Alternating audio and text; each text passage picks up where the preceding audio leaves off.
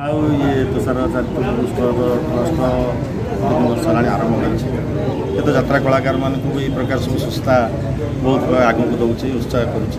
ଯାତ୍ରା ଜଗତର ଚିହ୍ନା ମୁହଁ ଚର୍ଚ୍ଚିତ ଚେହେରା ଚଳିତ ବର୍ଷ ରଙ୍ଗମହଲ ମଞ୍ଚରେ ଦର୍ଶକମାନେ ବେଶ ପରିଚୟ ସୃଷ୍ଟି ହୋଇଛି ଏବଂ ଆପଣଙ୍କୁ ମଧ୍ୟ ଦର୍ଶକମାନେ ପସନ୍ଦ କରୁଛନ୍ତି। କେତେ ଖୁସି ଅଛନ୍ତି? ବହୁତ ଖୁସି ଅଛି। ନାଟକ ଅଛି, ସେ ନାଟକ ଝିଅର ବାପା ନାଟକ, ମୁଁ ଗୋଟେ ଝିଅର ବାପା, ଆଉ ଗୋଟେ ଜଙ୍ଗଲ ପୋଲିସର ଆସିଛି। ଏକା ବର୍ଷ 3 ଖଣ୍ଡ ନାଟକ ହେଇଛି। 3 ଖଣ୍ଡ ନାଟକ କେହି କାହାକୁ ନା ନୁହଁ, ଯାହା ସବୁଥିରେ ଚରିତ୍ର ମୋର ଭଲ ଅଛି, ଆଉ ଭଲ ବି ଦର୍ଶକଙ୍କ ପ୍ରଶଂସା ମିଳୁଛି, ବହୁତ ଖୁସି ଲାଗୁଛି। ତଥାପି ସେ 3ଟି ନାଟକରୁ ନିଶ୍ଚୟ କେଉଁଟା ଆପଣଙ୍କୁ ଯେଉଁଟାକି ଆତ୍ମସନ୍ତୋଷ ମିଳୁଥିବ ସେ ନାଟକ? ସନ୍ତୋଷ ବର୍ତ୍ତମାନ ମୋର 43 ବର୍ଷ ଯାତ୍ରା ଜୀବନ ଭିତରେ ମୋତେ ଆତ୍ମସନ୍ତୋଷ ତ ବହୁତ ନାଟକ ଦେଇଥିଲା, କିନ୍ତୁ ଇଏ ବର୍ଷ ଗୋଟେ ନାଟକ ହେଇଛି ଆପଣଙ୍କର ରିସେଣ୍ଟଲି ଘଟଣା ଯାହାକି ସମାଜରେ ଘଟୁଛି। ଏତେ ବାର୍ତ୍ତାବଳ ନାଟକ ମୁଁ ପ୍ରାୟ କେବେ କରିନି 43 ବର୍ଷ ଭିତରେ। ଏଇ ଯେଉଁ ମୁଁ ଗୋଟେ ଝିଅର ବାପା, ସବୁଠୁ ବହୁତ ବଢ଼ିଆ ଡ୍ରାମା ହେଇଛି।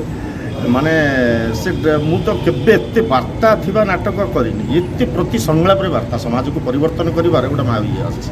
ତ ସାର୍ ସେ ନାଟକର କିଛି ଦ୍ୱିପଦ ସଂଳାପ କିଛି ଦର୍ଶକମାନଙ୍କୁ ଜଣାନ୍ତୁ, କୁହନ୍ତୁ ଟିକେ। ସଂଳାପ ମୋର ବାପ ଚରିତ୍ର ତା ଦେହରେ ଅଛି। ମୁଁ ଗୋଟେ ଝିଅର ବାପ। ସେ ଇଏ ଚରିତ୍ରଟି ହେଉଛି ଜଣେ ସଚୋଟ ପୋଲିସ ଅଫିସର, ରିଟାୟାର୍ଡ଼ କରିଯାଇଛି। ତାର ଝିଅ ମାନେ ଝିଅଟିକୁ ସିଏ କହିଛି ଯେ ଝିଅ ପୁଅ ଭିତରେ କିଛି ଫରକ ନାହିଁ, ଝିଅ ଯାହା ପୁଅ ସେଇ ସମାନ।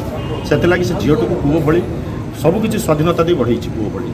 ବାଇ ସେ ତାର ଇଏ ହେଇଯିବା ପରେ ରାଜନୀତିର ରହୁଛି। ରାଜନୀତିର ଯାହାକୁ ସେ ଆରେଷ୍ଟ କରିଥିଲା ସେ ମୋତେ ଝିଅକୁ ରେପ୍ କରିଦେଇଛନ୍ତି। ରେପ୍ କରିଦେବା ପରେ ଝିଅ ଭଲ ପାଇଥିଲା ଜର୍ଣ୍ଣାଲିଷ୍ଟକୁ, ସାମ୍ବାଦିକ ମିଡ଼ିଆର ସେ ହେଡ୍ ଓଟିଭିର। ସେ ତାକୁ ଭଲ ପାଇଥିଲା। ସିଏ ଯେତେବେଳେ ଆସିକି ଏବେ ଇଏ ହେଇଯାଇଛି ତା ବାପାକୁ କହୁଛନ୍ତି ତୁମେ ଥାନାକୁ ଯାଅ, ତୁମେ ତ ଏଇ କିଛି ସମୟ ପୂର୍ବରୁ ପୋଲିସ ଅଫିସର ଥିଲା, ରିଟାୟାର୍ଡ଼ ହେଇଯାଅ, ତୁମେ ଥାନାକୁ ଯାଅ। ଇଏ ମନା କରୁଛି ମୁଁ ଥାନାକୁ ଯିବି।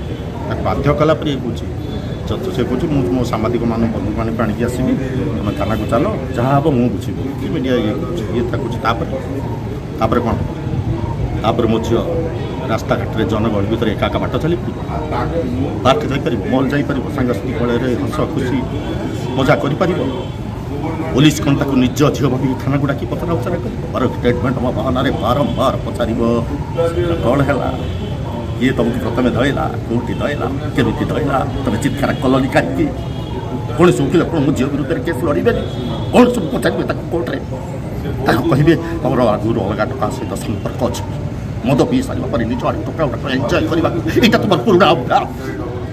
ବିଚାରପତି ପଚାରିବେ, ଓକିଲ ପଚାରିବେ, ପୋଲିସ ପଚାରିବେ, ଜନସାଧାରଣ ସମବେଦନା ସଭାପତି ପଚାରିବେ। ସେଇ ଗୋଟାଏ ପ୍ରଶ୍ନ ଗୋଟାଏ ଉତ୍ତର ଜୀବନ ସାରା ମୋ ଝିଅ ସେମିତି ବଳାତ୍କାର ଶିକାର ହେଉଥିବ। ତେଣୁ ବାପ ହିସାବରେ ମୋର ନିଷ୍ପତ୍ତି ଏ କେସ୍ର ଏଗାର ହେବନି। ତ ସାର୍ ଦର୍ଶକମାନଙ୍କୁ କ'ଣ ବାର୍ତ୍ତା ରହିବ? ଦର୍ଶକମାନଙ୍କୁ ବାର୍ତ୍ତା ରହିବ, ଦର୍ଶକମାନଙ୍କୁ ମୋର ବିଶେଷ କରି ଅନୁରୋଧ, ଦର୍ଶକମାନେ ବର୍ତ୍ତମାନ ଯାତ୍ରା ଦେଖିବାକୁ ଆସୁଛନ୍ତି, ଯେଉଁ ଯାତ୍ରା ଆସ୍ତେ ଆସ୍ତେ ତା'ର ମୌଳିକତା ହରାଇ ବସୁଛି। ସେଥିପାଇଁ ଦର୍ଶକମାନେ ଟିକେ ସଜାଗ ହୁଅନ୍ତୁ, ସେମାନେ ପ୍ରତିବାଦ କରନ୍ତୁ।